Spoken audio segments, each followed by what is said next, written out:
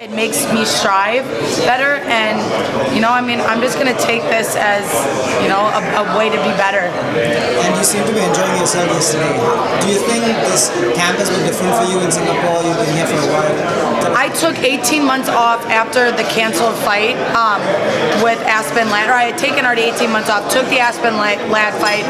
The fight got canceled, and I'm a believer that things happen for a reason, and it's almost like maybe that fight didn't happen. Like literally an hour, not even maybe an hour, 45 minutes. Like me and my coach are getting ready to wrap my hands and do our whole setup, and the fight gets canceled. That how am I not supposed to believe in a reason for everything? How am I not supposed to be like, wow, this is the way it's supposed to be?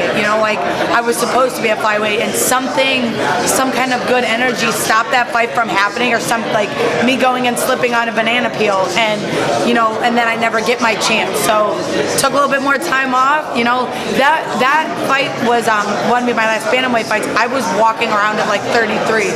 I am not like a huge bread person, but like on purpose I was eating bread, and same with just like, all right, I gotta gain a little bit of weight here. And then obviously this has all happened the way that it is, and I feel great. I came here a couple weeks early to make sure I was truly acclimated, and I'm never gonna come unprepared at flyweight, because I feel like I have a chip on my shoulder that I deserve to be there, right? Like I'm evil, right? And now there's good, and now I get to have the good and evil, working together with each other, and it's empowering for me, right? Like I'm happy because I finally feel like the UFC has set me up for success and put me in a lane that I can succeed in. And this fight also came about from a unique place because we were both respectful, and something happened. You started kind of having words on social media. What kind of transpired? I'm sorry, with what? This started from a good place with mutual respect, but then we started exchanging words on social media. Me and Jessica have not exchanged any negative words with each other. I feel she's intimidated by my presence. I think she's intimidated by my beauty. I think she's intimidated by the confidence that I exude. And I think that her way of going about it is trying to be my friend, right? So she can make an excuse if something bad happens. In all reality, and it's nothing against any women in the flyweight division, I'm not your friend. You are in the way of my future. When we're done fighting, we can go back and address it. You want to go get a coffee? You want to talk about dogs? You want to be cool? We can do this when we're done fighting. But this is war, right? Like that's what fighting is. Let's not glorify it, right? It's evil, it's mean, it's dangerous, and it's about hurting the other person. And I don't hurt my friends, right? I love my friends. I treat them great. I hurt the people that stand in the way of making my friends happier and me happier.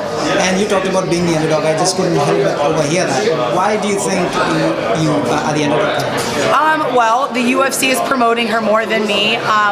The UFC has done more media with her. The Vegas odds, they're putting all these stats out and stuff, and it's like I have twice as many fights as she does in the UFC. Of course, my stats are going to be different than her. Of course, her stats are going to look higher. She's only had 2 fights in the UFC, and they've almost encouraged her to count me out, which I really hope she understands that, like, in my mind, this is fighting, guys.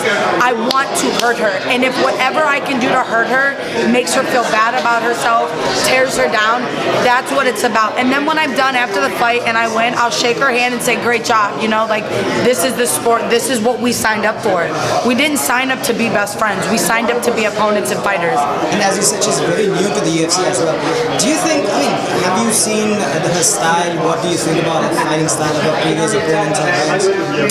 What's crazy is that everybody expects us to have the answers for like, oh, their fight style. Everybody's fight style changes every fight, right? Like, isn't that why we have camps? Isn't that why there's an off season to work on things? So maybe what I've seen her do last time isn't going to be something she's going to do this time. And maybe she's changing based upon what she sees with me. And one of the things that we have focused on really in my camp and just overall the things that we've done is let's make Jessica better. Let's take our weaknesses and make them our strengths. Let's take the things that we're mediocre at and work on them. And then let's build even off of our strengths. Like obviously I love striking, right? I'm a great boxer. I got a jab that will sit down the back of your throat, right?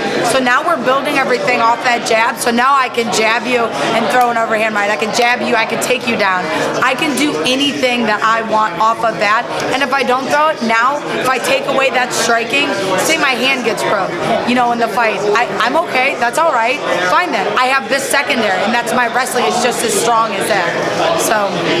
And you are a national flyweight, as you said. So since moving down, what improvements have you seen in yourself, probably in terms of your conditioning, your strength? I'm faster, I'm stronger at flyweight, I'm more confident, I'm more me, right? Like at flyweight, I'm more me. I feel like at bantamweight, I was trying to fit into a mold of somebody I wasn't, because I wasn't supposed to be that big. I wasn't supposed to be that heavy.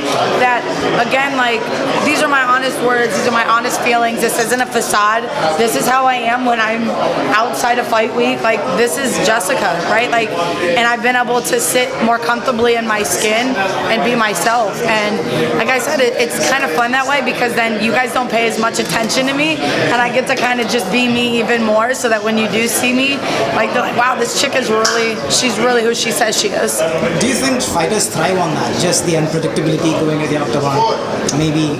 You know, it's hard to say, because I can't speak on other fighters. I speak on myself. I'm my keeper, right? Like, every one of these guys are different. Like, that's who they are, right? Like, I'm not like them because I'm not them. I'm me, and I'm solely me. So I focus on myself.